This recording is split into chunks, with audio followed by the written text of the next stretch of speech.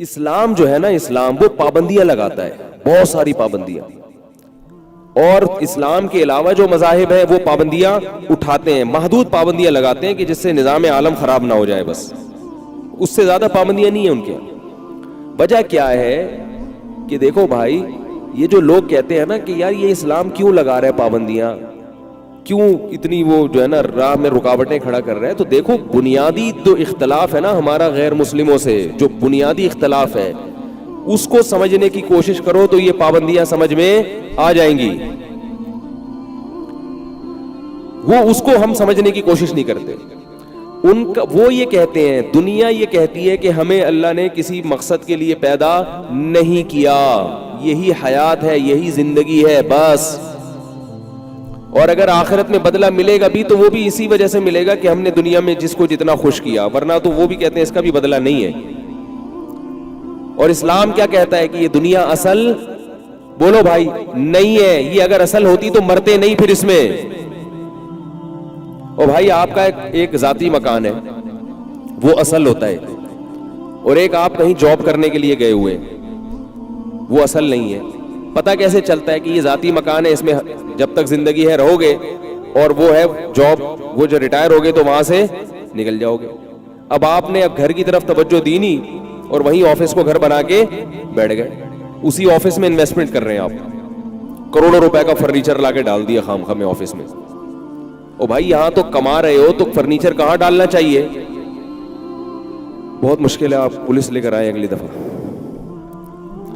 بھائی جب آپ جاب کے لیے کمانے کے لیے جاتے ہیں تو پیسے کما کے آفس کی کرسیوں میں لگا دیتے ہیں سارے، ہے بھائی، انہی چمک پٹیوں میں لگا دیتے ہیں۔ وہاں پہ کیا کرتے ہیں آپ؟ گھر پہ بھیجتے ہیں نا کہ بھائی میں وہاں آؤں گا تو ادھر میں جو سکون سے ہو حساب کتاب، تو وہ جگہ چھوڑنی ہے، یہ اس کی علامت ہے کہ وہ اصل نہیں ہے۔ تو ایسے ہی دنیا بھی تو چھوڑنی ہے، اس گھر کو بھی تو چھوڑنا ہے، تو یہ اصل کہاں سے ہو گیا؟ یہ جائے قرار کہاں سے ہو گیا؟ یہ اصل وطن کہاں سے ہو گیا؟ اصل وطن ہونے کے لیے ضروری ہے کہ آپ وہاں بیٹھ جائیں آ کے، وہاں سے آپ کو کوئی نکالنے والا نہ ہو۔ مجھے ایک بات بتاؤ، ایگزامینیشن ہال اصل ہے یا گھر اصل ہے؟ اب آپ ایگزامینیشن ہال میں آ کے بیٹھے، آپ کو کیا ہے، پابندیاں لگ رہی ہیں کہ بھئی پیپر حل کریں، ادھر نہ دیکھیں، ادھر نہ دیکھیں، اوپر نہ دیکھیں، پیچھے نہ دیکھیں، کسی سے بات نہ کریں، پابندیاں ہوتی ہیں نا ایگزامینیشن ہال میں۔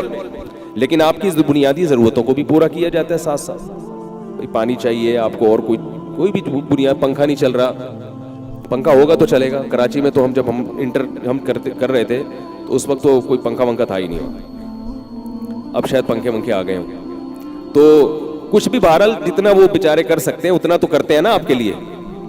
تو آپ نے کیا کیا؟ آپ نے کہا یہ کیا ہے، یہ اتنی پابندیاں لگیں، ادھر نہیں دیکھو، ادھر نہیں دیکھو، پیچھے نہیں دیکھو، اور جناب کسی سے بات نہیں کرو، یہ کون سی پابندی ہے؟ میں نہیں مانتا اس کو۔